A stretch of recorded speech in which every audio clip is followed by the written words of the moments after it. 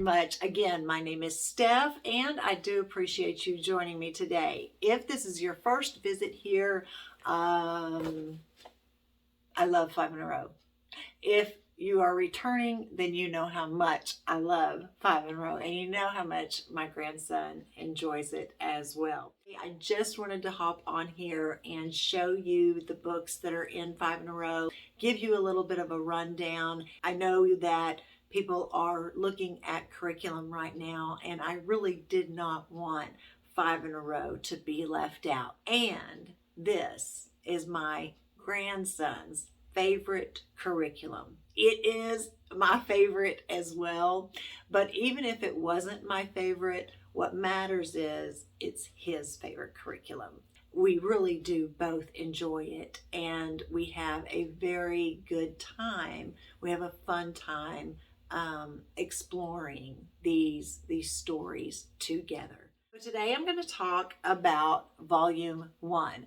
I do have volumes 1 through 3, but today I thought I would go over some of the curriculum that is in Volume 1. Now, there are a few books that I do not have.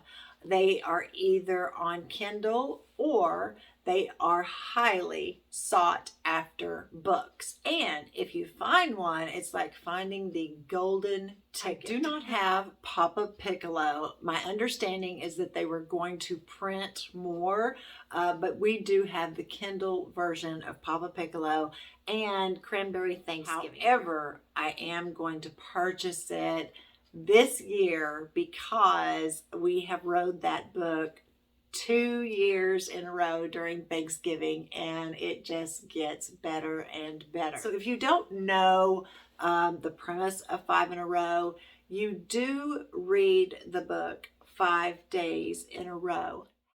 Hi, Future Stef here, answering a question for you. No, you don't have to read the book 5 days in a row. You can skip days. You can read it 3 days. Please do what works best for you and your family. Each time you read it, you have a different lesson plan for each day, and you are building on each day.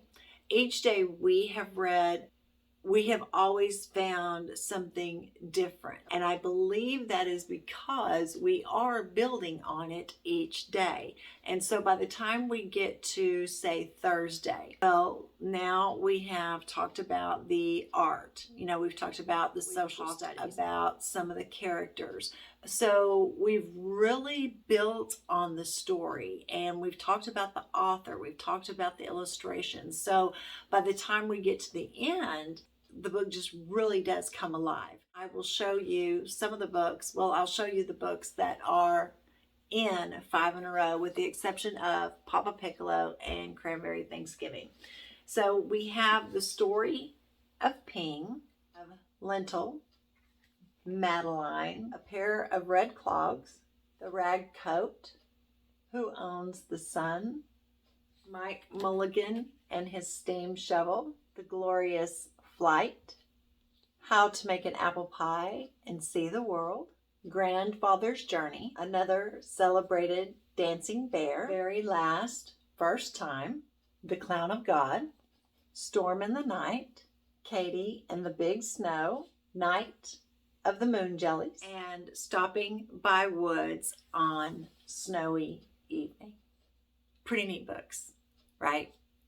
I'm sure that you have seen these books in other programs as well.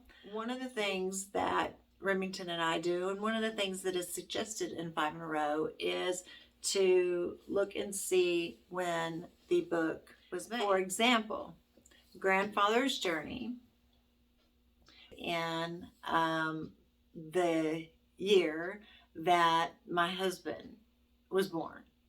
And that became a conversation that took us on a rabbit trail. If you're not familiar with what a rabbit trail is, a rabbit trail is basically going off on child-led question. So when Remi does have a question, he says, "Oh my goodness, that was so long ago." Yeah, we know. then, his question may be, what did a TV look like back then? Or what did you use? Or you didn't have cell phones? When were cell phones invented?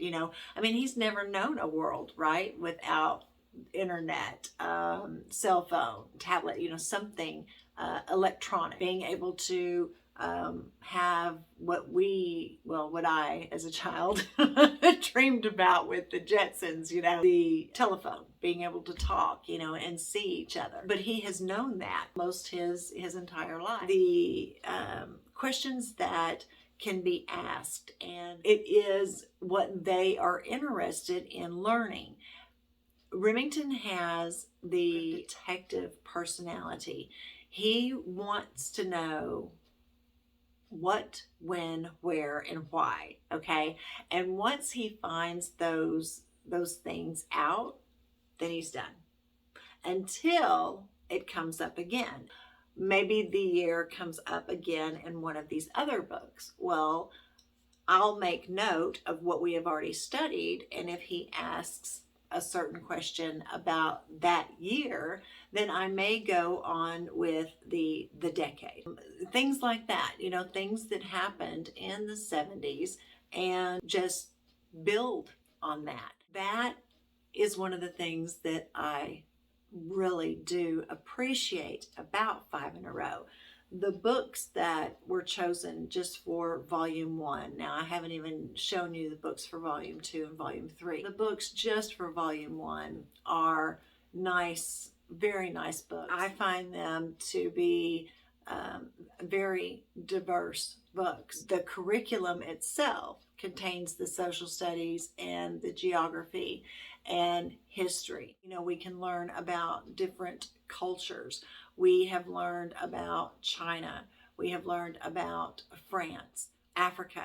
We have learned about Sri Lanka. We have learned about India. We have learned about several countries just in one book. And that was amazing in itself. We have learned about humor and illustration. We have learned a lot about art. Remington really enjoys art. He enjoys poetry. These books give him that. And he enjoys the repetition because he knows that, okay, we're going to do this today and we're going to do this again today. From the age 6 to 7, he had that consistency of this is what we're going to do, and this is how it's going to occur. He had the repetition, which then gave memorization. Now, I say that because, for example, I can ask him a grammar question that he learned last year, and that I know he learned last year, and ask him again this year. No, he doesn't know. He's sitting there kind of arguing with me, but no, he doesn't know, right? But if I ask him what the dog was doing in how to make an apple pie and see the world, he can tell me. He can tell me almost this whole book, right? And then that's a year later. Almost a year later. I have a video I'll put right up here that we talked about how to make an apple pie and see the world. You can find a sample lesson plan on Five in a Row's website. So I'm going to link Five in a Row's website down at the bottom. But yeah, comment and let me know if you use Five in a Row, or if this is the first time that you've really seen the books for Five in a Row, Volume 1. If you would like to see Volume 2, if you want to know kind of how we wrote a book and you'd like to see that, or if you would like to see a day in the life, with Five in a Row, let me know down at the bottom, and I will be happy to show you and to go into more detail. I hope that you have received some information today. I hope that you found this video informative. And again, I would love to hear from you down in the comments. You can find me over on Instagram as well. And you can also email me with any questions. I will be happy to answer those. Until we meet again, be good to each other. Bye-bye.